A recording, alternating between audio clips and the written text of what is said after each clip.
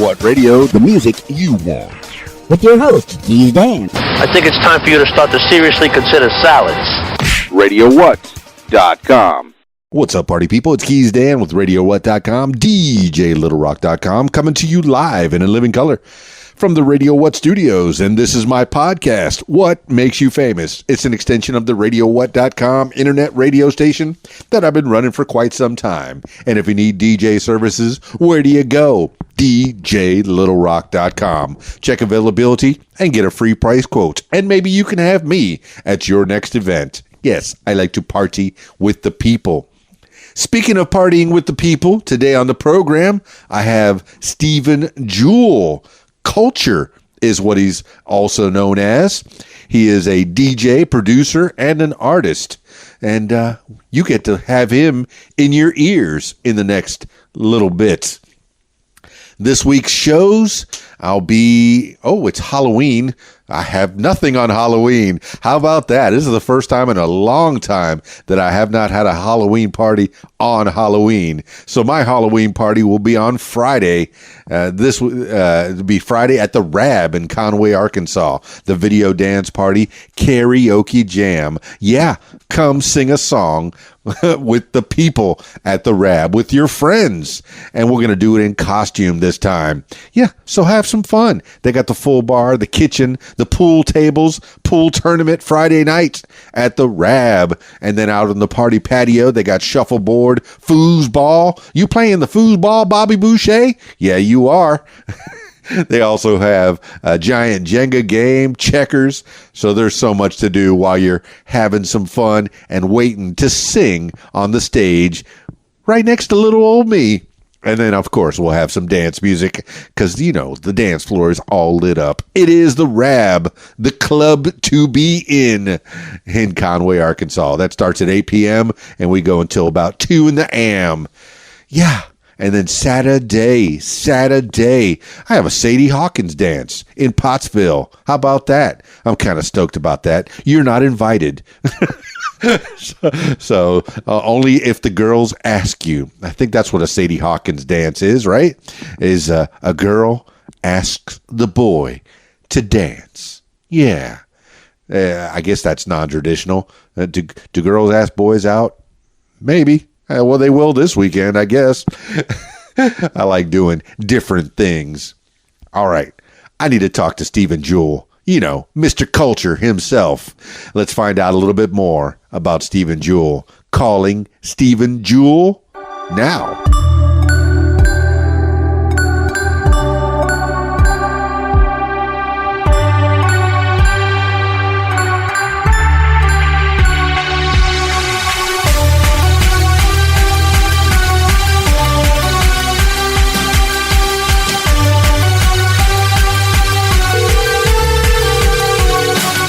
Hello. Hi, Stephen Jewell, please. Yeah, this is Stephen. Stephen Jewell, the Culture. Hey, yes, sir. What's going on, man? Oh, it's fantastic. Obviously, it's Keys Dan with the What Makes You Famous podcast. Right on. How's your day? It's been good, man. Just been with my boy and taking care of my son and stuff, and was working on some music earlier and. Getting ready for this show I have coming up in December. Fantastic, man. I've been stalking your Facebook a little bit, and I noticed you got the kid on your back, so you're a family man. Yeah, absolutely. Yeah. So give the people a little bio of who a Stephen Jewell or Culture is. Okay. Well, so basically, I was born and raised in San Dimas, California. I grew up in a Christian family, and I, decided to take quite a few different routes in my life. I grew up playing sports and different things like that, but I had gotten really big into skateboarding, and I got pretty good at skateboarding, and through all that, like the whole like music culture and everything, kind of, that kind of comes along with that, and I moved all around. I ended up moving out to Illinois my junior year of high school. How did you end up in Illinois? My mom used to work for GTE, which is now Verizon. Oh, okay. And her and my stepfather both worked for them, and so they moved out here when I was in junior high. They ended up moving out here, but I had I loved California, but growing up, as a stepchild in two different families, I was kind of like back and forth, and so I don't know. I just, as much as I loved California, I was like, man, I really want to try something new, because I've always been that way. I've always been open to new experiences, and it was just like, I went out to Illinois to visit a few times throughout that time, and I just decided when I was in high school, like midway through high school, I was like, I'm going to move out there and see what happens, So, and I came out here, and through that, I ended up, I grew up as a singer too. Like I was in choir and theater and stuff like that as well. And back in San Dimas then? Yeah, I did that. I went to Royal Oak junior high, in Covina, California, and then I went to Charter Oak High School, and so theater and choir and stuff in church was always like a big thing for me. So, but when I moved out here, I was really big into punk rock. Okay. Like that was, I guess that's where I'm going with that. Anyways, punk rock was, with the skateboarding and all growing up, all I knew was hip hop and punk rock. Well, don't let it be lost on me and probably a lot of the listeners that you are from Bill and Ted's hometown. Absolutely, yeah. I always say that. I always say I'm like St. Dimas, like Bill and Ted's Excellent Adventure, right? Yeah. Like I literally was like born down the street from that Circle K. Yeah, the big line, yeah. San Dimas High School football rules. Dude, I played against San Dimas High School football with Charter Oak. When I played football for Charter Oak, we played San Dimas. We always whooped them. Okay. Yeah, and I mean San Dimas, it's a great school. I lived like right on the line there. You know what I mean? I was born in San Dimas, and right. I was in San Dimas all the time. I skated. That's where Active Ride Shop was and everything. But yeah, no, that's funny you mentioned that. Probably the first person to ever actually mention that. Would you stop? I'm old. I get it. I've seen. I'm waiting for Bill and Ted's third adventure. It's been in the works for so long. Yes. Yeah. That'll be. I guarantee that'll be a great one. Oh, for sure. But and you had to be a skater boy growing up in Cali, I guess. What year did you graduate high school? I graduated in 2002. Oh, two. Okay, so you're a young man. I'm quite a bit older, but certainly, 02, and that's when you graduated in Illinois. But the culture shock from moving from California to Illinois, and yes, pun intended, culture. Yes. Mr. Stephen Jewell, Mr. Culture. Yes. That must have been something. What were the differences, if you can remember? I know it wasn't that long ago, but what did you feel differently, culture-wise? Honestly, it's funny because when I had never ridden a bus to school, so when I moved out to Illinois, I found myself riding a bus to school in the middle of a cornfield, and I remember, I know, shocking, right? And I remember. On the way home from school one day, I there's this smell, and I'm sitting on the bus. I'm like, oh my goodness. I'm like, what is that stench? And like everybody like looks at me like what? I'm like, it smells horrible. They're like, that's the pigs. That's like, the. Oh no. And I'm sitting here. I'm like, oh my goodness. Or like, just. I never smelled that before. I mean, coming from suburb LA, you just don't smell it all the time, Right. And so I moved to a town called Atlanta, Illinois, and you know, they didn't have any stoplights. Okay. I remember within the first week of living there, I was riding my longboard through town, and I mean, I was booking it, you know, and I said blowing through stop signs. There's nobody on the road really, and I'm blowing through stop signs. I get pulled over by the cop in the Come town. on. And, But no. Yeah. Wait. The way you said that, by the cop. Yeah, the cop. Yeah. Was it Barney Fife? And did he have to take the bullet out of his pocket? You know what, dude? His name was Jim Penny, so it's Close about enough. Yeah. But and you know, he's like, well, you ride a little fast there, and I was like, and I was like, is that really why you pulled me over? Or is it because I was going through stop signs? Because I mean, we can be honest here, you know. And he's like, well, I've never seen anybody ride a skateboard through this town that fast. I was like. I'm like, oh, this is great. I love living here, you know. Oh my! So culture shock. I get it. Yeah. It's a total culture shock. You know, wearing shorts to school when it was snowing outside. Everybody's making fun of me.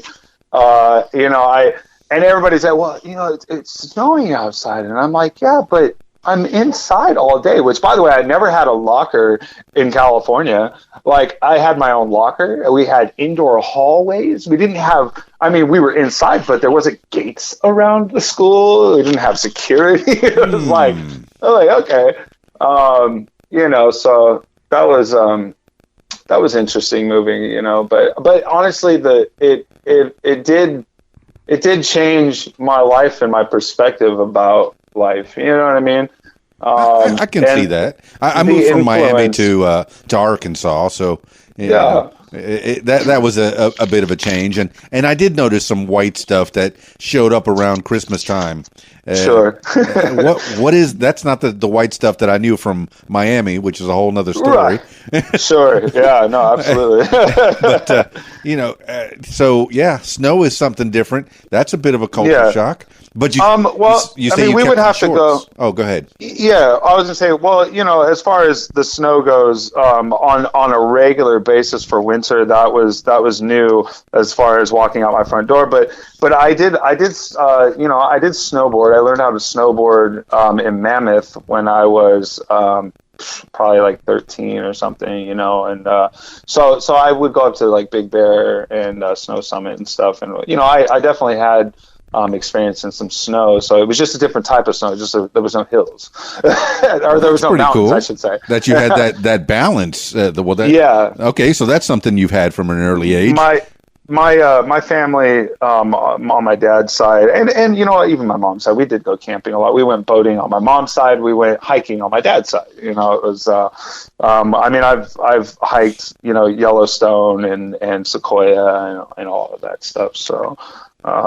A lot of camping in my youth, but as far as like the culture goes, I mean,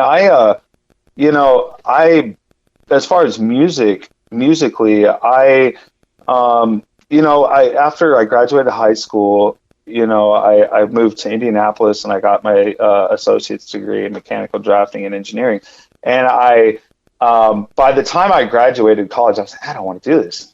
It's like, this is not who I am.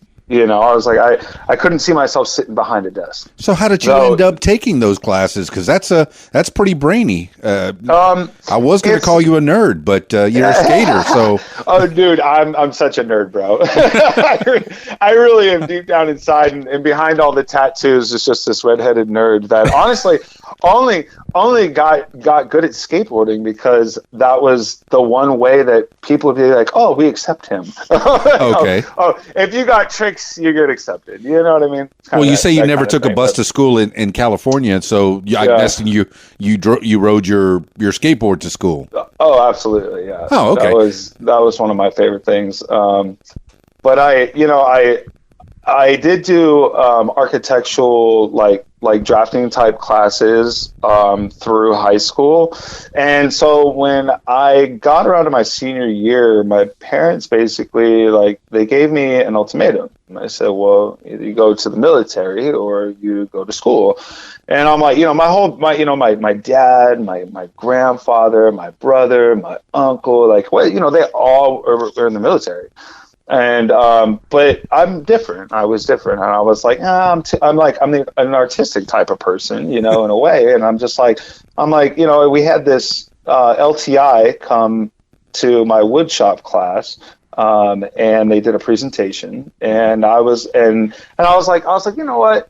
I'm just going to go ahead and jump on this train. It's kind of one of those things which anybody that's listening, I wouldn't suggest just being like, okay, I'm just going to do this just so I don't have to go to the military. I mean, figure out what you really want to do and then go do it. But well, I think your family might have served enough for you.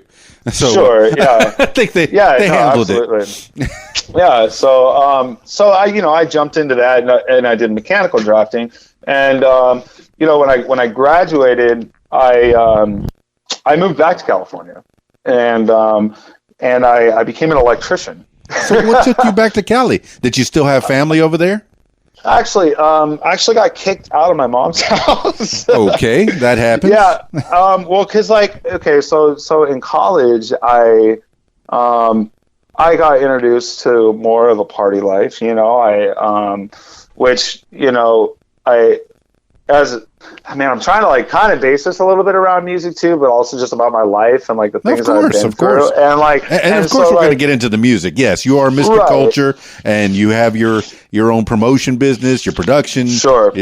Sure. So we'll definitely delve into all that. Okay, cool. And people, stay tuned. Okay, cool. All right. Yeah. So basically, I got introduced to the partying thing, and I had have a very addictive personality, and so when I graduated college, I moved back in with my mom and my stepfather, and they sat me down and they said, we know that you party, whatever, do that stuff, but don't bring it in our house. Rightfully so. That's the parental thing to do. I mean, I expected that. And so one day I woke up and my little brother Daniel, he used to wear my clothes, we were around the same size, and I woke up one day and of course I had my bud in my pockets, and I woke up and I was looking for my pants. I'm like, well, what's on my pants at, man? What's going on here? And and I'm looking around, I'm like, man. And then he gets home and I'm like, hey Daniel, I'm like, where's my pants at? You got my weed. He doesn't smoke weed. My little brother, he's very intelligent. He learned from his older brothers. He never smoked weed. He never really partied or anything. And when I asked him where my bud was, he's like, I threw it away, you idiot. And I'm like, oh man, got really mad. And it woke my sister up. As you would get mad. Right. You threw your property away. Right. And I'm sitting here, I'm like, come on, dog, and so I'm yelling and everything, why'd you do that, and I woke my sister up. Well, I ended up storming out the house, and our room was on the second story of the house, and he opened up the window of the bedroom, and I was in the driveway, and he throws the weed out into the driveway, and he's like, there's your plant, stupid. And it's just this funny situation, and I'm like, oh, thank God I get to go get stoned now, and I come home later on that night, and my parents are sitting there in the dining room just waiting for me. And they sit me down, and they're like, well, Andrea told us what was going on. So, I was like, oh crap, what's going to happen now? They can't ground me. I'm at this point, I'm 19, I did my college in 1 year. So I got my associates in 1 year. So I was already out of college by the time I was 19. And they sit me down and they're like, Andrea told us, what had happened earlier. So you're moving back to California on Friday. And I was like, wait a minute, because I had a bunch of friends, in Atlanta, and I was like, well, you can't just make me pack my life up and just go back to California like that. I was pissed, and so I stormed out of the house. And they gave me an extra week. But yeah. Well, thanks. But yeah, and honestly, I look back at my life and I just and I'm like, oh man, like, of course these things would happen, being an adult now and having a 1-year-old son and thinking about all the things I've been through. And I'm just like, of course this happened, So that's how I ended up back out in California. And I ended up becoming an electrician. And I did that for about 1.5 years. And I was, I started writing songs, like more like I'd always written songs like poetry and stuff, but I started playing more guitar and learning more guitar, which by the way, like when I first started playing guitar when I was like 18, 17, like I had started learning really in college from my roommate. And, but I was already a singer. So it was like, I really want to learn how to write songs. So like, I never picked up a guitar to learn other people's music. But of course that was obviously the intro to learning how to play. So when I first started playing, it was, it was basic to, learn other people's music and stuff. But when I was back out in California, what were the first songs that you were learning back then, Steve and Jewel? Oh man, it was there was some Led Zeppelin in there, your basic Green Day and some Metallica, but I sucked at it. You know what I mean? It was like I was like, how in the world do people do this? I'm like, I don't get it. Hey, I have 3 guitars that I do not know how to play. Well, you know what? I'll tell you this, man. If I can play guitar the way that I do now, anybody can.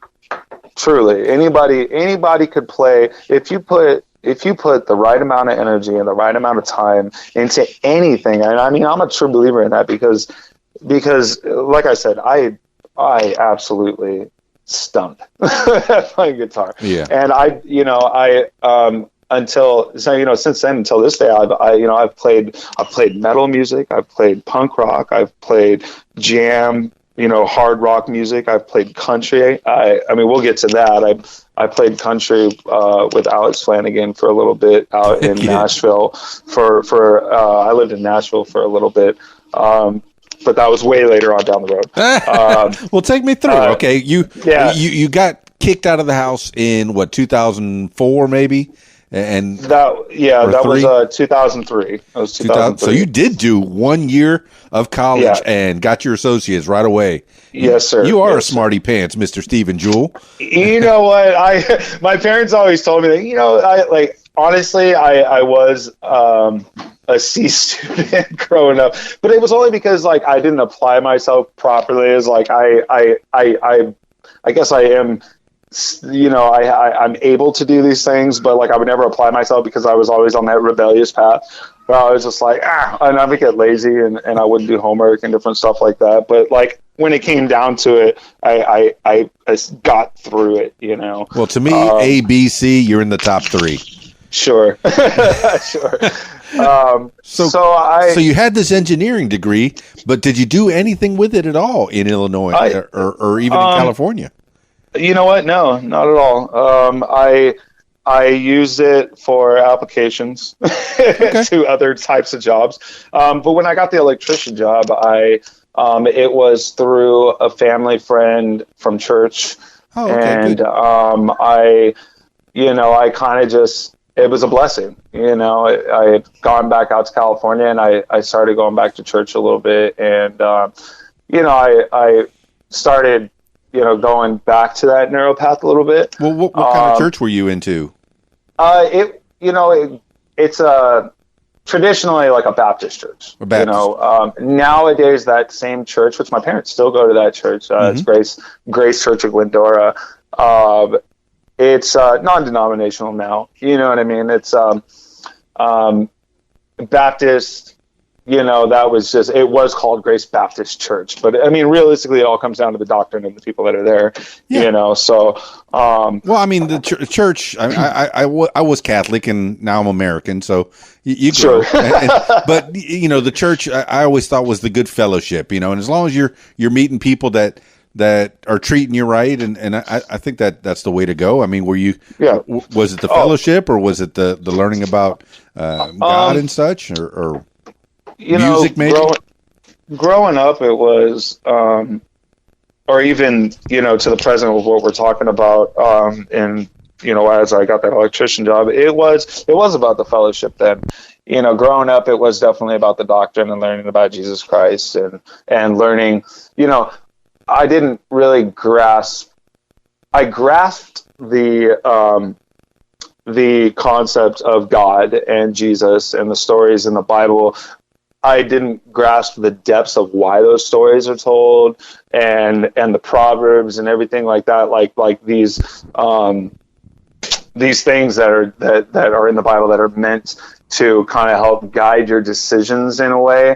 Because in reality, I've come to learn that God is, Christ is love. You know what I mean? So realistically, with everything I've been through in life, I'm glad I grew up in a Christian family, because the morals that come out of that, though I've made tons of horrible decisions in my life, which, we won't go into whole depths of all of those, but,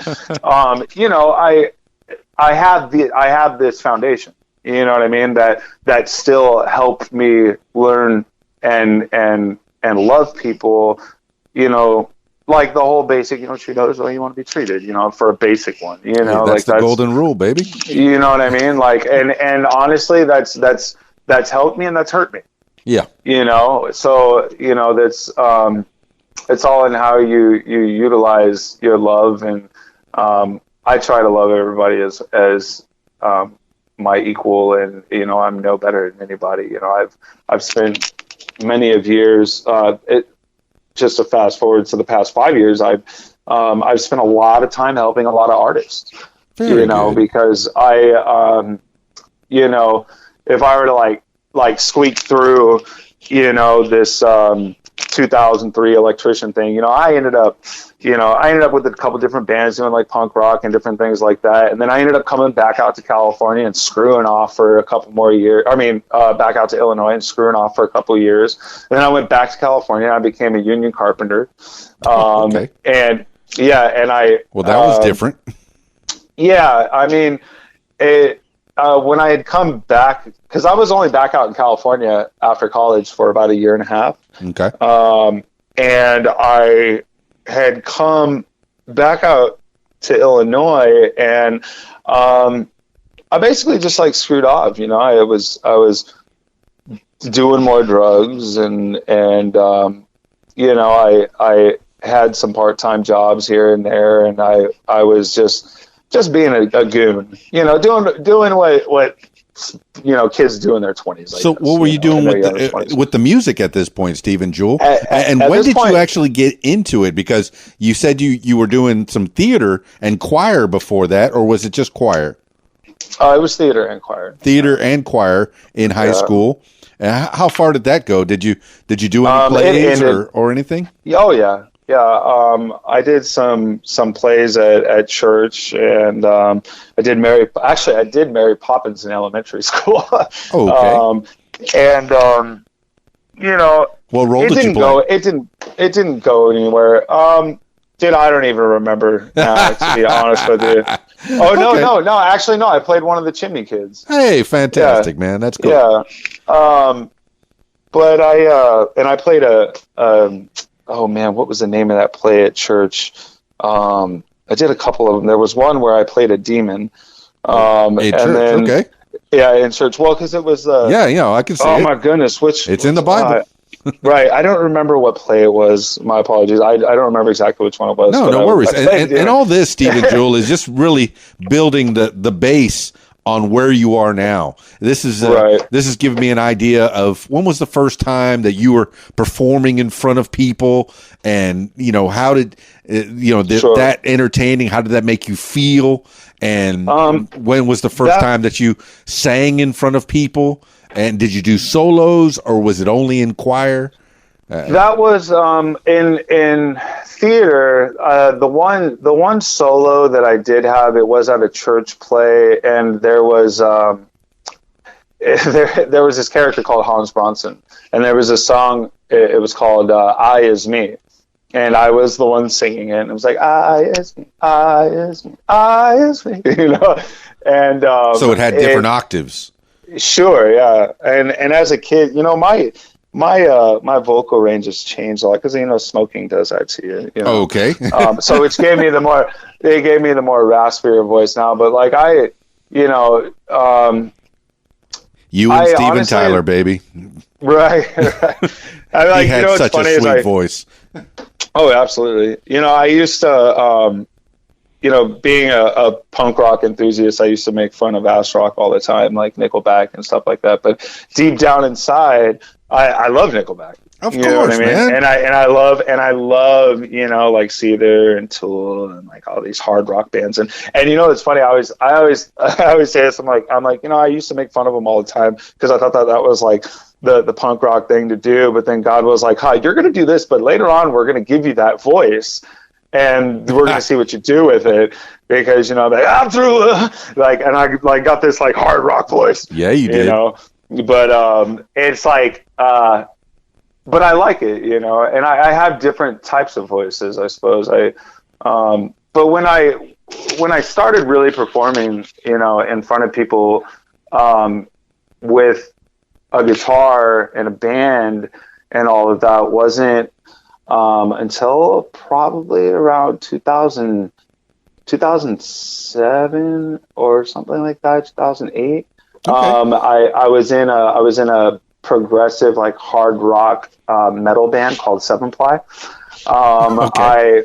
Cover band, or did you do some originals on that one? It was all original. I had met this guy because we, out in California, man, you walk out your front door, there's opportunity everywhere, yes, and we had, the Guitar Center, right there. And I used to go in there all the time and just like mess around with the keyboards and just like try and make sounds with things because, that's what we love to do. And like, and I remember going in there and I met Vincent Bricky and this kid, he did like, he used to do like Viking metal stuff and like, he was just this metal kid. He was like 21 years old. What's Viking metal? Oh man, it's just, gosh, I wouldn't even know how to explain. I mean, I've heard that the Swedes. I've heard that the Swedes are very into metal. Everybody in that area is really hardcore. Sure, yeah. And he had a great voice, and he, as a 21-year-old, I met this kid. He was playing the keyboard at Guitar Center when I went in there. That I wanted to go in there and mess around with, and it was him and his wife. And, he was 21 years old and his wife was like she was like 42 or 43. And she was a Filipino English woman. Oh, okay. And it was like, and it was just astonishing to me. I was like, man, how is this kid with this? And it's like, but of course, it's like, that's the culture. You know what I mean? Like for him, no judgments here. Love is a wonderful thing.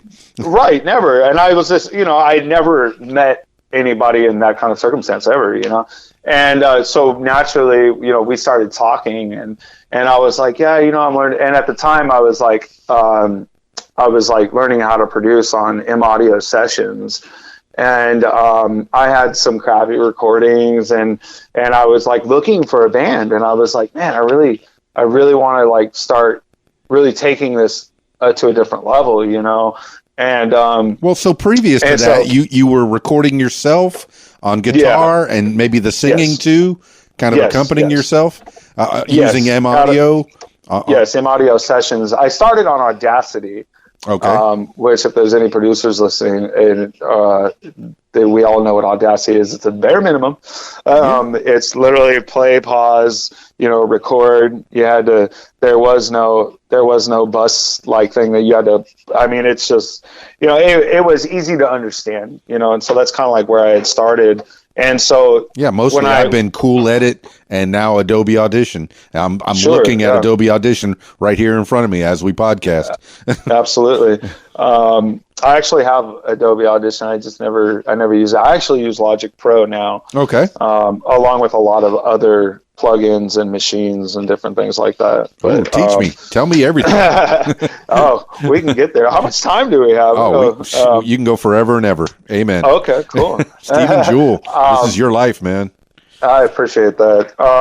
So basically, like, this guy, he's like, yeah, I got a little studio in my garage, and I'm thinking, oh, really?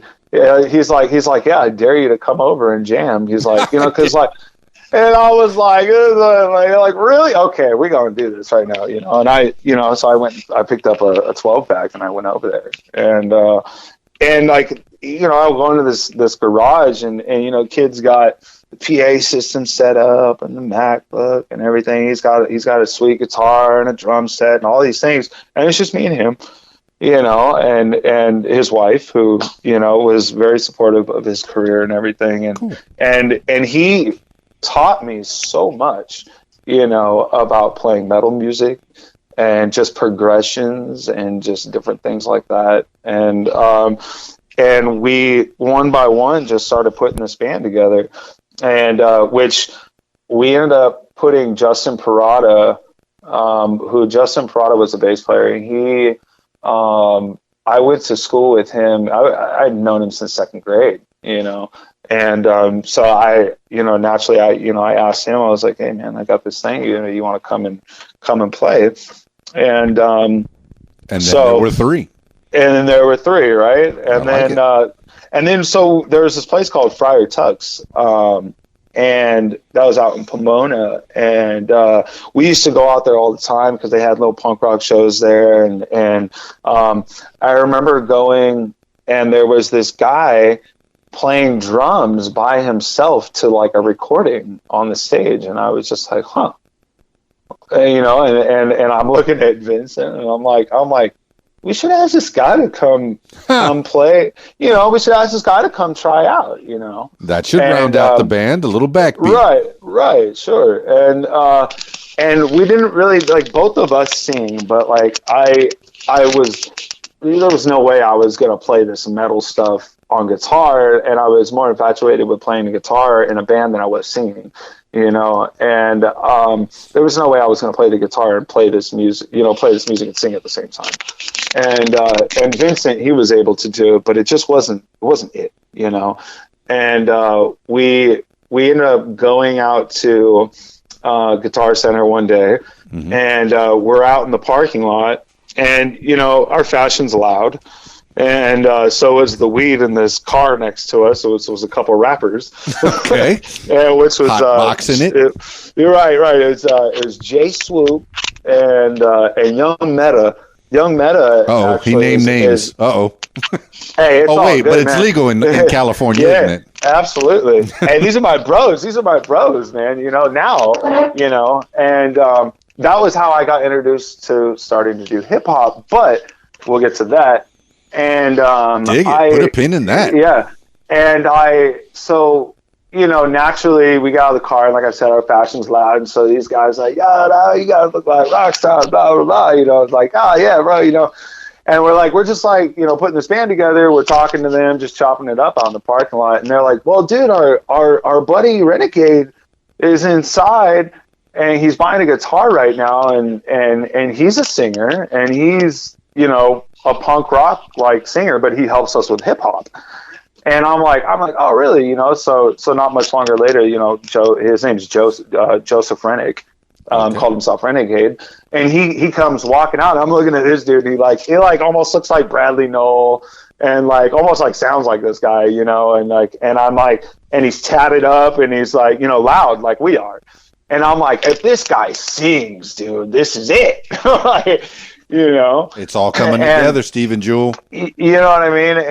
And so next thing you know, we got a full group in this, by the way, tiny garage that has all this stuff in it. I mean, it had to be no bigger than a shed, but it was a garage that would fit one car, but it was turned. I mean, he had foam in it, and the plywood that was, showing and everything, and it's like, it wasn't painted or anything. And it was, it was a makeshift, little studio that he had in there. And so they ended up coming over, after leaving Guitar Center, and this guy jumps on the mic and just starts doing this random stuff to these songs that we had been writing. And then, from there, it just kind of like came together, and next thing you know, we're playing at Friar Tuck's, and, we're playing different shows and stuff. And the drummer, well, hold on, let me back up. The first show that we played, the drummer that we had found at Friar Tuck's playing by himself, he got really nervous and messed up quite a bit on our first show, and he quit. Okay, all right. And but we quickly rounded up another drummer because my bass player Justin, he knew John, another guy named John, who we also went to high school with back in the day, and so he came out and he was very familiar. So he had a very punk rock style, so it kind of added that good like punk rock to the metal, progressive hard rock style that we were doing, and we did that for a little bit. We called the band Seven Ply because we were sitting in the studio in the garage, and we're like, well, what are we gonna call ourselves, and we're all looking around, came up with some different, I was like, oh, how about the Sticky Pennies, or some stupid punk rock name or whatever, and so I'm looking at the walls and I'm like, man, this is like Seven Ply plywood, and I was like, how about you know what I mean? I'm like, how about Seven Ply? And everybody's like, all right, cool, we'll go with Seven Ply. It sounds cool, Well, I mean, as harsh as you say this practice room was, it seems like it was made for punk rock and metal, sure, and the like. So it seems like it was a good practice room. So how many people are in the band at this point? There was, let me see, 1, 2, 3, 4, 5 of us. 5. Yeah, so you had 2 guitars. 2 guitars, a bass player, a drummer, and a singer. Oh, okay. So the singer was solo, no instruments at all, and that's you, that's right. or is that somebody else? That was Joey, the one that we met with the rappers. Yes, with the rappers. So through all that, these rappers, they liked trying to do the rock and the hip hop type thing, because that's why they were messing with our now singer, who called himself Renegade in the hip hop world, and he was Joey with us. But it seems like he worked out. He's all tatted up, a good front man. Great guy. Yeah, he was a great front man. He was a really good guy. So I started going to the studio with him with Jay Swoop and Young Meta. And Young Meta actually was Sugar Shane Mosley's nephew. And so I don't know if you know who Sugar Shane Mosley is, the boxer. I like it through that. Yeah, and he, I started playing guitar and stuff in the studio with them, and I tried doing some vocals and stuff with Joey, and doing the hip hop thing, and I ended up meeting like Swift L, who was like doing like Get a Grip Entertainment and like all this stuff, and I started calling myself Medicate. Okay. I was Medicate in the hip hop world. And so any particular reason, or just something that came about? Honestly, it was to me, I look back at it now and I'm just like, hey, you call yourself Medicate, because I was like, man, I love to medicate, bro. I'm like, I love to smoke weed, and like I love to medicate. And, like I was like, I'll be Medicate, living the lifestyle. I get it. Yeah, and they dug it. It was cool, and like so I did that for a little bit, and shoot, man. Well, so 2007, you're doing that. What? I mean, were you practicing together? Did you form a pretty good sound? And you were writing songs. Who's doing the writing? We had, Vincent did most of the writing. He, like I said, in this time frame, he was teaching me a lot about writings and progression. And then when Justin jumped in, like he was very well versed in songwriting and everything as well. So like it was really a big learning process for me in songwriting specifically. For sure. I mean, did anything get produced and put out there? We did start recording, and like they had these little recording rooms that you can go to out in like Hollywood and different places. Oh yeah. And sure. You go out there and you basically rent this room out, and they have like a recording stack in there, and you just do like a room mic recording, that's how it was back in the day. And everybody, you burn the CD and everything like that. and You're saying back in the day, it's like 13 years ago, man. Sure. I mean, look, dude, I remember waiting on the radio for the Beatles to play and me hitting record on my cassette tape. You know what I mean? Like, all right. Like I was live in those days too. You're taking me back to my youth now. Okay. Yeah. You know what I mean? So like, I mean, I say back in the day because now I'm literally sitting at my desk right now and I'm like looking at my DJ controller and my keyboard and an iMac and these big speakers and my beat pad and like all these things. And I'm like, dude, I didn't have this back in the day. You've come a long way, baby. Yeah. Steve and Jewel. I'm doing something way different now, you know. All right, so of course yeah, go ahead. I was going to say, but I did that, and I was a union carpenter at the time too. Okay, so you had a Joe job that gave you some insurance. You had a steady paycheck. Yeah. You know, because I tell people the entertainment business, the money can be good, but the work's not steady. So you know, having a Joe job is not such a bad thing. Right. You know, and I ended up, through all of this. Now we're going to get down into like the hard part of everything was, I ended up. The guy, I'm not going to go that far about it, but I ended up getting mixed up in the wrong drugs. To be completely transparent here about myself, I started doing meth. Okay. Tell me what that experience is. And it was at first it was just a thing where it was like, I would smoke and I would drink and I would do some, coke on occasion and like at shows and different things. And then I got introduced to meth and like at first it was kind of like using it as a tool.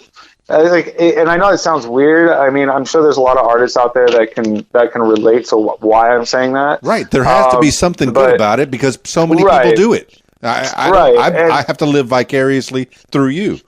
And it went from being a recreational thing to a dependency in a way, and it happened within almost in a matter of a heartbeat, it seemed like, because before you know it, I was telling myself, well, I can't do this show unless I do this, this thing, or I can't play this music or write this music or do anything unless I'm high. And like, which was like, that's the devil, and it's like, and it was rough. Like I ended up, so you were torn. You're still going to church, I'm guessing, a little bit, or? Oh no. Okay, by this time you left that to the wayside, but you still had that. You still had that feeling of, man, maybe I'm not doing the right thing. Oh, sure, the entire time. I've always had that feeling. Every time I've been doing something stupid like that, I'm always like telling myself, you shouldn't be doing this, but I'm selfish, as humans are, and I was, doing that self gratification thing. Got to take care of yourself first. I mean, I was having fun, but that fun, like, it turned into a dependency that I couldn't control, and I ended up losing, my house, and I ended up losing everything, man.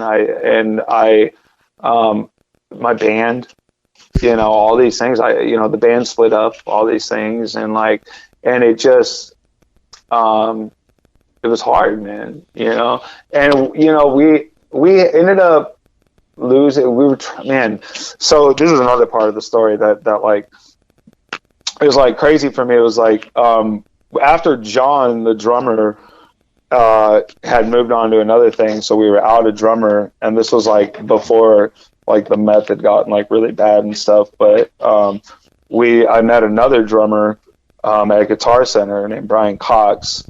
And Brian Cox was the brother of Michael Cox of Coal Chamber, who was the drummer for Coal Chamber. And so things were like, man, I was like, holy crap, dude, he didn't tell us that at first, and so realistically in my mind, like once I found this out, because like he'd been jamming with us for a little bit, and he came to pick me up one night, and he was like, hey, we're gonna go pick up my brother, and we're going over to to Pasadena where they're having like this bar opening or whatever, and like and so we get there and he gets in the car. And I'm like looking at him. I'm like, because I liked Cold Chamber growing up. You know, they had the "Hello Go," you know, like this. They were big back when, you know, Korn and Limp Bizkit and, you know, everything was popping. And I'm looking at him and I'm like, and he's like, "Oh, it's Michael, you know, Michael Cox." I'm like, "Brian Cox." And I'm sitting there thinking, "Wait, Michael Cox, Brian Cox. Brian's a drummer." And like Michael Cox. And I look at him. I'm like, dude, this guy looks familiar. I was like. Hold up, are you Michael Cox? like from Cold Chamber, Michael Cox, you know? And he's like, oh yeah, you know, like nonchalantly. I'm just don't make a big deal out of it. I'm just a star. Like, oh, well, you know, and I'm like, holy crap! And I like look at Brian. I was like, why did you freaking tell me your brother was? You know, and he's like, well, I don't just like go around telling everybody that, because then that would, like, you know, defeat the purpose of trying to build a friendship, you know? Right. And like, but it was cool how it all worked out, you know, and like, and I had a lot of cool experiences through that, you know, and Cold Chamber was like talking about getting back together then. And you know, Brian ended up not even actually like working out for the band, because he had a different band, and, you know, he was just too busy, and we were trying to make it work, you know, but me and him became like really good friends, you know, and we hung out. I mean, I was hanging out with Cold Chamber out in Hollywood. I mean, I remember going and seeing Neo Geo, which was the lead guitarist from Cold Chamber's new band. And so we went to go see them at the Key Club, and afterwards we ended up over at the Rainbow. I ended up like meeting Ron Jeremy, and I ended up making out with the lead singer in Neo Geo, who's a girl. Yeah. Thanks for the clarification, because you mentioned Ron Jeremy. Anything goes. Yeah. And I, you know, and we were, you know, and you know, when you walk like with the Rainbow, you know, you got the front door. And then to the right of the front door, they have like the patio area, where it's like a gated, like a wooden gate, and they had another door going into the Rainbow. So like I had just gotten done with the lead singer, making out with her and like doing some coke in the bathroom and stuff. As you do at the Rainbow, right? And I'm walking out the patio side, looking for Brian and Michael and like everybody, and I'm walking up to the front door, like through the patio, and like I'm like, you know, obviously clearly looking for somebody, and Ron Jeremy comes walking out of the front door of the Rainbow and like is basically doing the same thing as I am, like looking for somebody, and we like look around each other and I like look at him like, Ron Jeremy, you know, and I was like, I shook his hand and went about my way, and like it was it's just a cool experience, you know. The hedgehog. Hello. Yeah, and so, you know, through all that, the band just like started falling apart, dude, you know. And after, you know, I thought all these cool things were going to start happening, because I was like, oh man, you know, our drummer, you know, who was trying to be our drummer, his brother is a drummer, but then I'm thinking connections, all these things, you know, which, you know, that would have all been great, you know. And Cold Chamber was talking about getting back together, and so all these things I felt like were coming into place, but mind you, at the same time, I'm like high too, you know, and like, so your memories might be a little fuzzy on that one. No. As in like I'm high, as in like things aren't necessarily the way that you think they are. Right. They're high. A little fuzzy. Things are a little fuzzy on there. Yeah. Well, I mean, like it's, you know, in the end of the day, I ended up, you know, the drug became more of a priority. The band fell apart. We stopped jamming, and the drug became a priority for me. And, you know, I ended up losing my house. I ended up, you know, I was living in my car. I mean, there's so much. At this point, were you in a relationship, or you were mostly on your own? I actually was. Oh boy.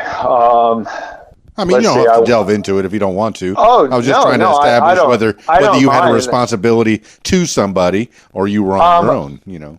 I did. I was on my own as far as like living, but I I did have a girlfriend at the time, so like, and we were like using together and stuff. Okay. So like that was like a part that played a big part in the direction of how everything was going to, you know, and we were both just engulfed in this thing, you know, and next thing you know, I'd sold all my music equipment, majority of my music equipment. I mean, I still had an acoustic guitar and stuff, and I was living in my car. I had lost my license at this point because I had gotten some tickets and never paid them, and I, you know, my tags were expired, and you know, I didn't have insurance, and I was just like, man, and just smoking meth every day.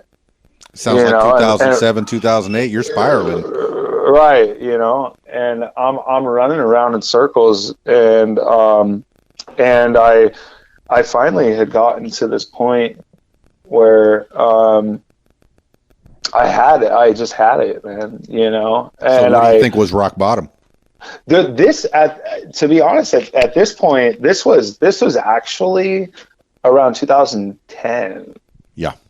So 3 years have gone by. Oh yeah. You know what I'm saying? So 3 years have gone by doing all of this of everything I'm talking about. Sure. Okay. You know. All right. That makes more sense. It's a lot. Yeah. Quite a bit longer. Yeah. Right. So at this point it's like 2010, almost 2011, and I said, I was living in my car, and I had been up for probably like a week, dude. I don't even know, and like, you know what I mean? And I was like starting to get this light, like, schizophrenia, you know, like, why I started feeling like these, like, dude, I had this whole conspiracy built up in my head that these people were following me, you know, trying to take my car, which I owned, by the way, like, you know, like, because I was driving with no tags and no license. And I thought there was this organization that, you know, almost like a repo type thing. Like, this, and like, anybody that's listening, never do math. You know what I mean? Okay, that's bottom line. You know, never do bottom math. bottom line. You know what I mean? Because it's all fun and games until it just, you know, it really, and you can't control it. Yeah, you know? I mean, and, but and what was the upside? Why do people do meth? Bro, to be honest, like, I was writing like a maniac. You know, I felt like a genius almost. So you know, it's a pick me up. Yeah, it would pick me up, and I was able to write these words and these progressions and this, you know, because at this point, like, you know, I had learned a lot about writing on guitar, and so, like, I would just mash on the guitar and just, you know, stay up and like, just, you know, and like it was powerful, you know, where like that's where the uncontrollable, you know, part of it kind of comes into play, where it's like, you know, I want to be able to write like that again when I'm sober. It doesn't feel the same. So it's like, you know, that's how it truly just takes you over. And so, for me, Stephen anyway, Jewell, did you write anything that became usable later that you were able to use? To be honest, like, I look back in comparison to where I'm at right now and what I've released now and what I'm doing now, and I think about what I wrote back then. No.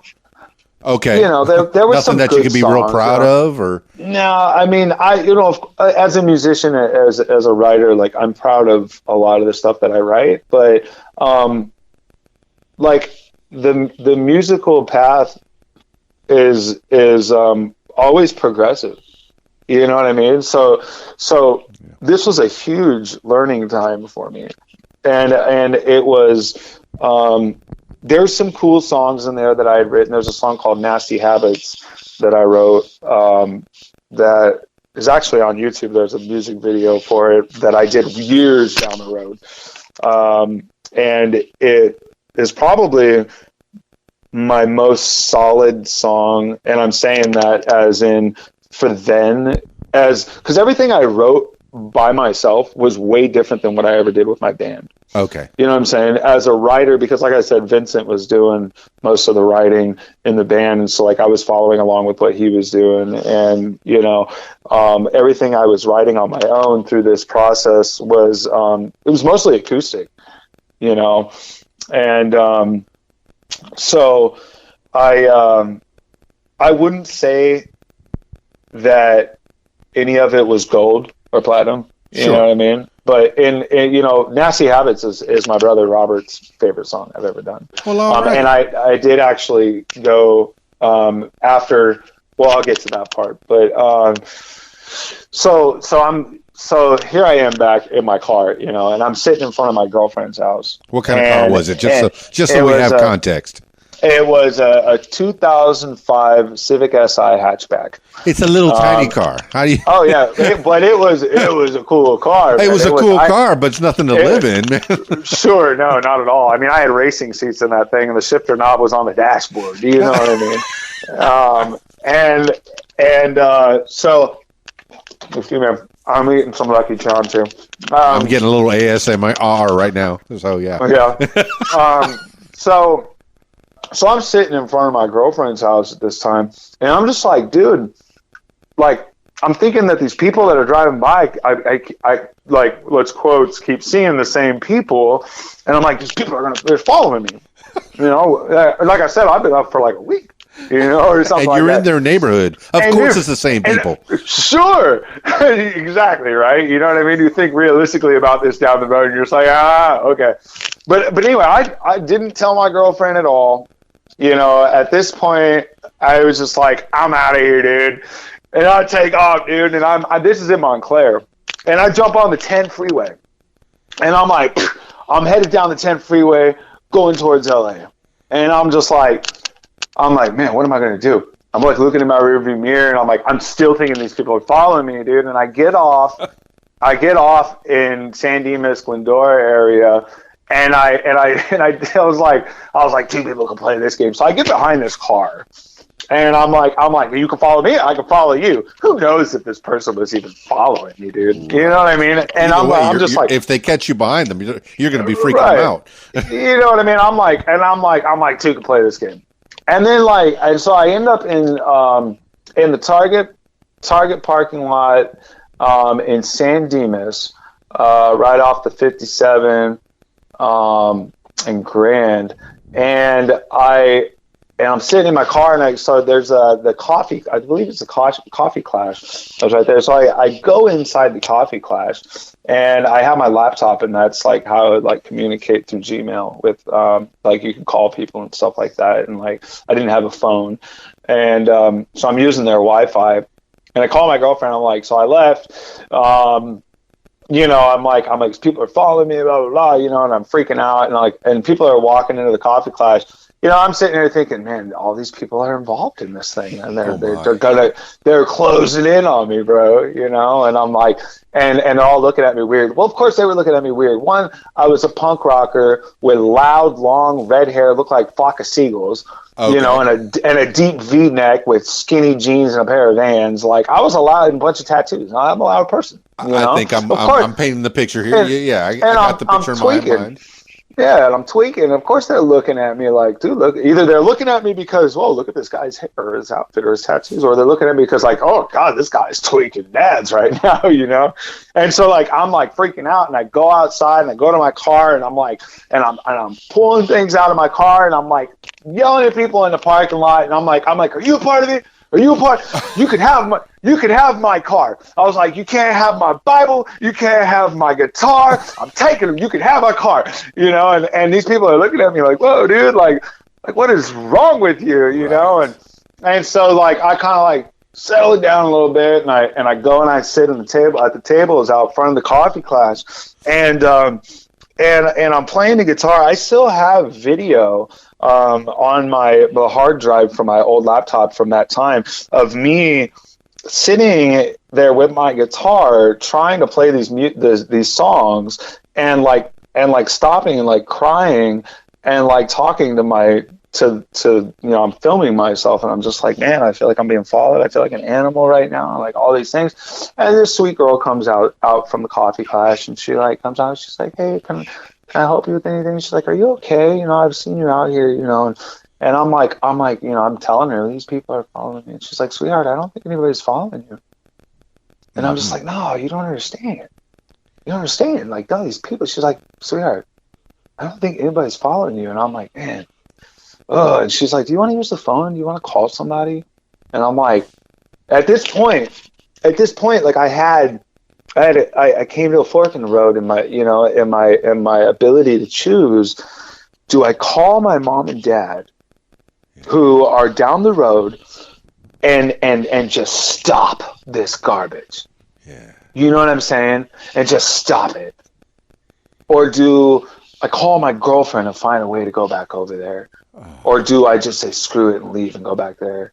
Or take off my car and go do something else? This is the point of the movie where you go to commercial. Oh man, I'm on the cliffhanger. What's he going to choose, man? And I'm sitting here. I'm like, yeah, you know what? And I call my stepmom. You know, and you know, my stepmom and I didn't really have that great of a relate. Like, we butt heads a lot, you know, and that was, you know, if we just like backtrack just for a quick second, that was one of the reasons why I moved to Illinois in high school, is because I was like, I'm done with this, I'm moving.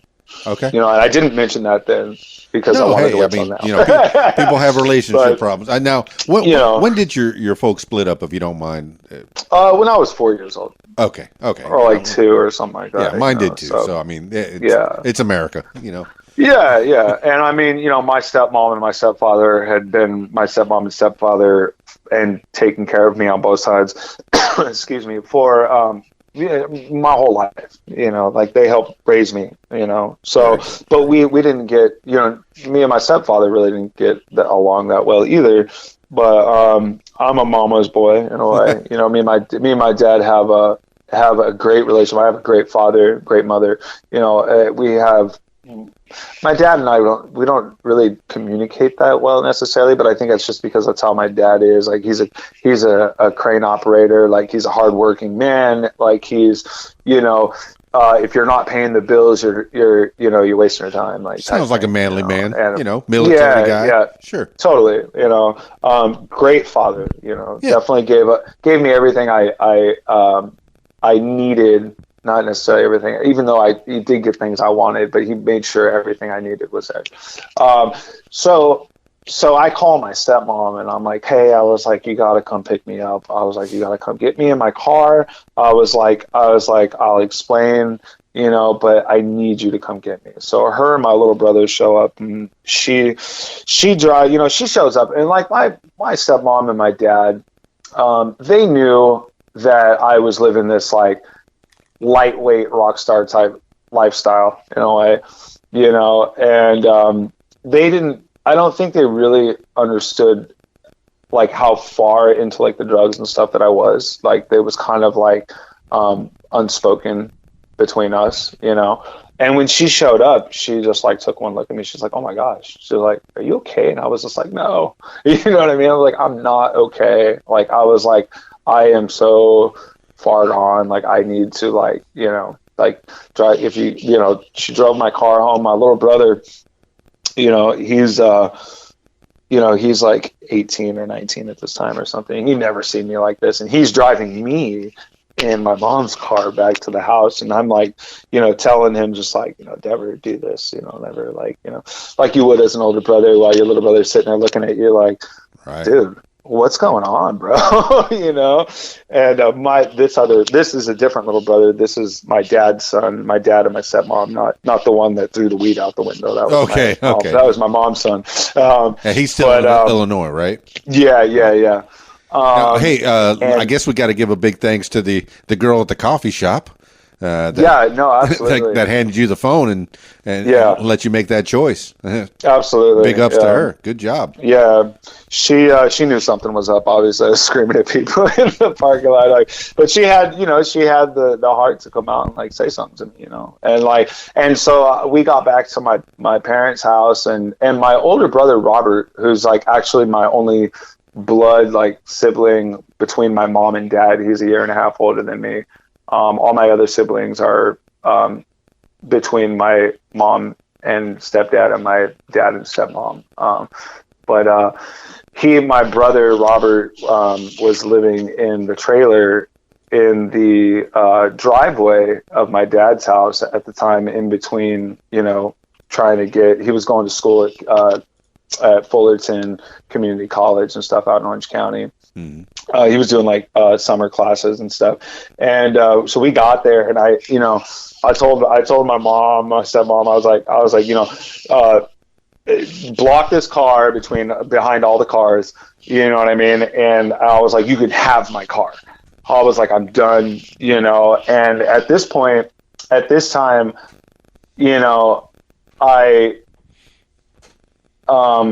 was sitting in the backyard, and I was, high as a kite, and I was just waiting for my dad to get home, because I was nervous about my dad getting home, but I was also excited, and I was just like, I wanted to be like, this is like, I just wanted to spill my guts in a way, you know what I mean? Where I was just like, I'm so bad right now, Dad. I'm so sorry, like all these things. And I'm sitting in the backyard, and my dad gets home, and he never came out to talk to me. And I sat there, and I was just like, man, I'm like, what?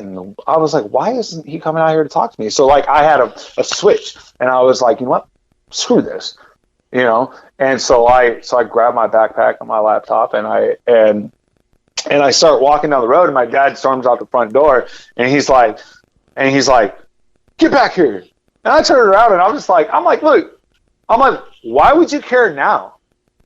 I was like, I've been sitting in a backyard waiting for, as a kid, and being nervous and stuff. I'm selfishly, I'm thinking my dad should come out and talk to me, but in reality, I think about it, and it's like, maybe I should have went in and talked to my father, but he comes out and he starts yelling at me. I'm like, you never cared, all of these things, start going into all these things, where it's like, you never cared. So I left, and I went to the McDonald's down the road, and I called my ex-girlfriend, and I was going to go back to my ex-girlfriend's house. But as I was sitting there at McDonald's, the people were walking in, and I started thinking, "Oh my gosh, they're here now!" Oh no! Because it's like, mind you, this is still the same day, And so I ran my ass back to my dad's house, and went to the trailer, and I talked to my dad, and that night, and I got some rest, and I ended up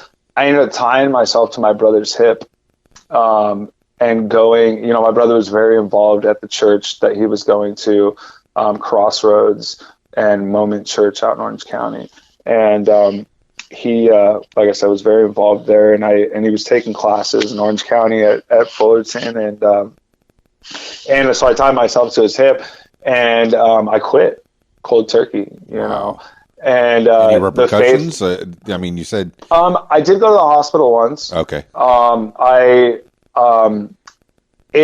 don't know if it had to do with a withdrawal thing, but at the same time, it was just my chest, I felt like I was having a heart attack and stuff. So I think it was, obviously my body, talking back to me about, obviously I've been doing drugs, for, a few years at this point, hard drugs, and, more so than I had done before. And obviously, but I go to the hospital, and they do the tests on me and everything, and I, at the time when I went to the hospital, I was actually helping out at the Orange County Rescue Mission. I was completely sober, just trying to get involved in the church, and this was, the only reason why I don't think it was a withdrawal type thing was because this was a couple weeks later, you know what I mean? And but I still had this elephant on my chest, and I'm thinking I'm having a heart attack, and the doctors had done all the tests and everything, and they were, they brought back, my screen for all the drugs and everything, and they all came back negative and stuff, because they asked me, have you been doing drugs or anything? I was like, no, I've quit everything. And when I gotten that sheet back that said negative on everything, I started crying. I was like, man, this is the first time in, gosh, dude, who knows how long, I've not had a drug in my system. I was kind of proud of myself, but at the same time, it was scary, because the doctor said that, that I was just, probably it was like a panic attack, basically, in Yeah. a way. And like for what reason, I have no idea, because I was at Orange County Rescue Mission helping out with the kids there and stuff with my brother in the church and stuff. And like, it was just like, it came out of nowhere where I was just like, oh my gosh, like I gotta go to the hospital, but as far as like, any kind of withdrawals and repercussions or whatever, for that, I don't believe that was a part of it, but I truly feel like I got lucky, I got blessed, because to be able to, it's a mindset, but I mean, if we'll get to even just the recent parts of my life too, Sure. but it's, so I started going down this path, going back to church. I started helping out with the young adults ministry and everything. I started working at Hot Topic, and I ended up becoming a Hot Topic model. How about that? Yeah, sure. If you go to hottopic.com and search the Misfits, I'm the guy wearing the black and white Misfits t-shirt. Oh, no kidding, man. That's cool. Yeah. The iconic Misfits. I'm pretty sure I'm wearing like the Ramones and stuff like that. So I ended up working at Hot Topic, and my brother became a big part of my music in a way. Like, he started supporting me, and he ended up taking me to a couple different producers, and we started like recording some stuff. And we recorded Nasty Habits. That song, that was his favorite song and everything. And you said that was, what, 2010? That was that was around 2000. That was 2010, 2011, like between those, like half and half, Cool. And so I did that for a while. Me and my brother ended up moving out of my parents' trailer, and moving on campus over in Orange County, and we lived there for a little bit, I got involved in the young adults ministry, and my brother was a very passionate guy. Is a very passionate guy. There was this guy, Brandon, that I remember the first time we went and picked him up. He's like, well, we got to go pick up Brandon before church. I was like, all right, cool. And this was, only like a month into my sobriety, and we go to like this bank, mm-hmm. and like park in the parking lot, and like this guy walks up and like gets in the car, and he's a homeless guy. He's around our age, and he's from Arkansas, and he had been homeless for like 8 years, and he used to go to Not of This World at the Irvine Mall, and Jared Wilson, rest his soul. There's so much I can go into right now. But anyway, Brandon, he kind of was like the beginning to like a mission that we kind of started, where like when my brother started taking this guy to church with him, he always told him, when I get my own place, like I'll give you a place to stay. We'll get you back into society. We'll help you, just basically like get a job, all these things, get some nicer clothes, different things like that. And so I remember that first night that we took him that I met this guy, and we went to church, and after church we went to go take him back and drop him off. And so we get there, and we drop him off, and he goes to because he was homeless, like he had a box, and he had different, stuff, and there was other homeless people there. And so and we drive away, and I'm, we were actually still living in the trailer at my parents' house at this time. And I'm sitting here thinking, I started crying. I'm like, bro, how did we just do this? How in the world did we just go pick this and just go drop him off on the street, and that's just okay, And so my brother, like I said, had always told him, when I get my own place, we'll I want to help you and different things like that. So once we moved to Fullerton, we'd gotten this 1-bedroom apartment, and it was tiny, and and of course we were still taking Brandon to church and picking him up and everything. And one day, after church, we would go to the night, college kids on Sunday nights. That's like when we would take him. And Brandon comes up to me. He's like, "Hey, Rob said that, I'd be able to move in, and everything once you guys get settled in a place and stuff." And like, I asked him, and he said, he's got a lot of work right now that he's doing, like in school, and like he's busy. And I was like, like, I went to my brother and I told him, I was like, how in the world at this point, like, we had been there for like a week or two, and I'm thinking, how in the world are you going to tell this guy that we're dropping off? And I was like, you need to fix that. Right. I was like, Brandon's coming home with us tonight. You know what I mean? Like, because there's no way, like, we're doing this and you tell him this. And like, if this is our mission, this is our mission. You know what I'm saying? And like, and I, I love doing it, and we ended up, helping out, a couple other people, but I remember riding with Brandon. We got him some clothes, we got him cleaned up, and I remember riding with him every. The requirement for living with us was that you fill out 5 job applications every day, 5 days a week.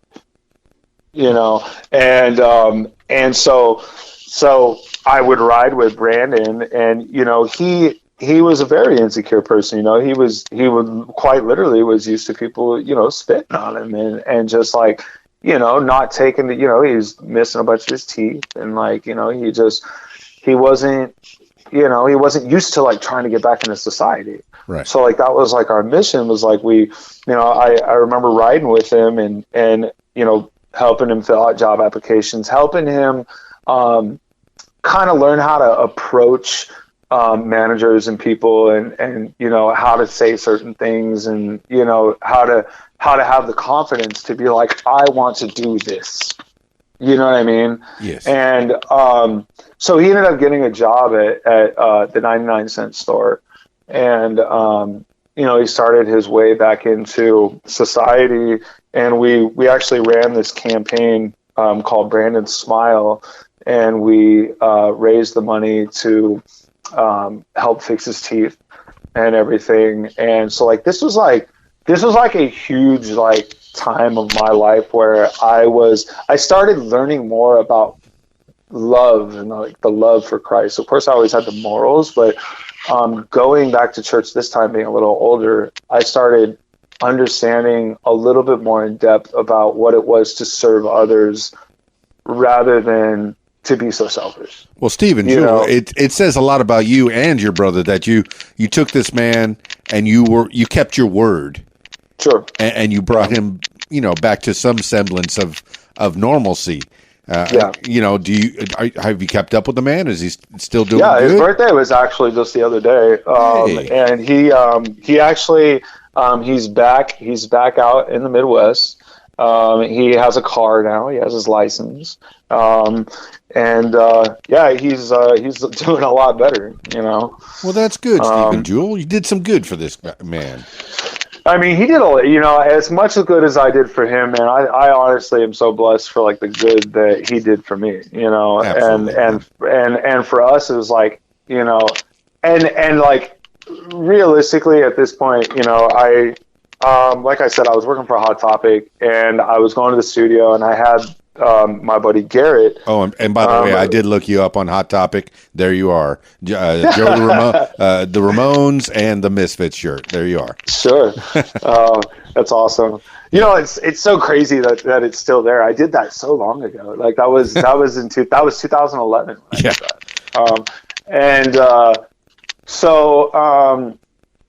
that.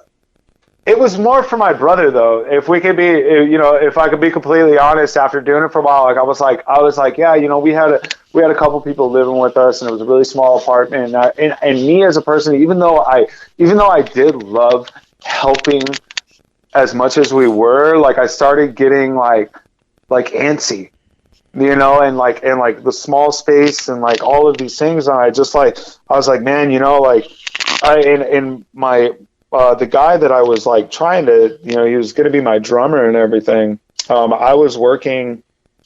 At this point, I was working on an album with a producer named Papa Joe out in Rancho Cucamonga. And his son was actually the drummer of my favorite Christian ska band growing up called the Supertones.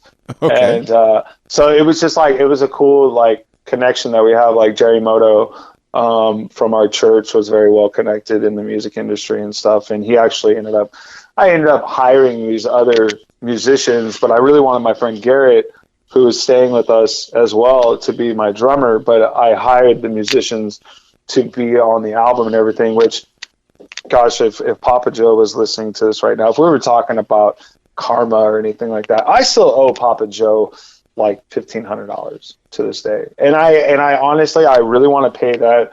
And I really do because realistically, like, I feel like, later on down the road, I ended up becoming more of a producer for people, and I was trying to like build this business, but that's later on down the road. And like, it's been very hard for me, but I have these unpaid debts, but that's later on down the road. And it's like, and so I'm working on this album, and my buddy Garrett's like, well, my parents are moving to Nashville. And I'm going to go with them. He's like, you should come. And I'm like, in this antsy small house or apartment or whatever, right? And I'm like, man, that sounds really cool. I was like, Nashville, huh? And I was like, well, how about this, man? I was like, I'll pray about it, and and I'll put in, see if there's an option for me to transfer with Hot Topic out there, and so I had talked to my manager about it, and at this point I had a pretty good relationship with Hot Topic. So out at the Cool Springs Mall in Franklin, out there in Nashville, not only did I told him, I was like, if I get this transfer, I'm totally going to come with you, because that's pretty cool. Why not? Why not? Like I didn't have anything necessarily holding me back, and it was another experience for me, and so. You're still in your early 20s or mid 20s, I guess, at this point? At this point, it was mid 2011. Yeah. So I was how old am I now? 35. Well, in your 20s, I get it. Yeah, I was mid 20s, late 20s. Mm-hmm. So not only did I get the transfer, but I got a promotion to key holder. That's so cool. So I was like, okay, well, now I definitely have to go, because it's almost as if God's telling me, okay, go this direction, because I've been praying about it, and I told Garrett, I was like, if I get the transfer, and God is, like telling me go, I'll definitely come, and getting the promotion and everything. I was like, all right, well, I'm going. And so I ended up moving out to Nashville, and I was in the studio, the day before moving to Nashville with Papa Joe, and I had all my scratch tracks down. I had everything down for him to master and stuff. And I did start paying him, he would send me a bill, that was like, it was like $50 or $100 or something like that every month that I was supposed to pay him, or every couple of weeks. I don't remember which one it was, but right.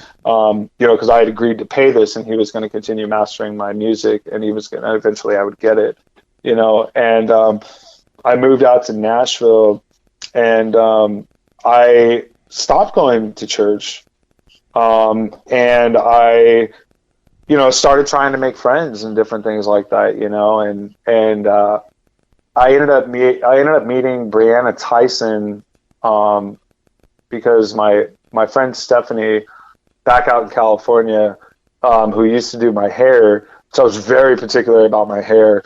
I still am, but she ended up moving out to Nashville a couple months after us, and she went to the church that I was going to. Mm-hmm. And she introduced me to Brianna Tyson, is my point. And Brianna Tyson was on American Idol. I believe it was like the first couple or a few seasons. I don't remember what season it was that she was on it, but she was a country singer. And so I started dating this girl, and that was cool and all. You know, it was like dating a country artist. I ended up going to like the CMT Awards and stuff. That's pretty cool. And that was a good time. And I ended up with some of my friends that I met from Hot Topic. You know, I remember we were eating pizza, and I was playing guitar at their apartment complex, like on the patio, on like the deck area there in the hallway kind of the apartment complex. And these two girls walk upstairs, and they start talking to us. And one of the girls, her name was Alex Flanagan. And Alex Flanagan was a country artist, and she was like doing a radio tour, but she like lived there, but she was like on this radio tour. And you know, I told her, I was like, yeah, you know, I play guitar, obviously, you know, I'm sitting here playing guitar. And I was like, if you ever need somebody to play guitar for you, you know, just hit me up. And so sure enough, like literally like a week later, I get this call, and it's her, and she's like, hey, how fast can you learn 3 songs? I'm like, hey, you know what, dude? I don't know. Like, let's find out. She's like, okay, well, so I have a radio interview on Renegade Radio here in Nashville tomorrow morning at 8:00. And I was like, oh, like you want me to learn 3 songs overnight type thing. Yeah. And so, but of course I wasn't going to turn that down. You know, I was like, there's an opportunity to like actually jump on board with something I had never done. I had never done country music, you know? But at this point, like I was sure capable of doing it, playing acoustic guitar, you know, for some country. Why not? You know? So I went over there, and this was at like 7 or 8 o'clock at night. And I ended up, you know, through that night until the next morning, like I learned these 3 songs. And so I started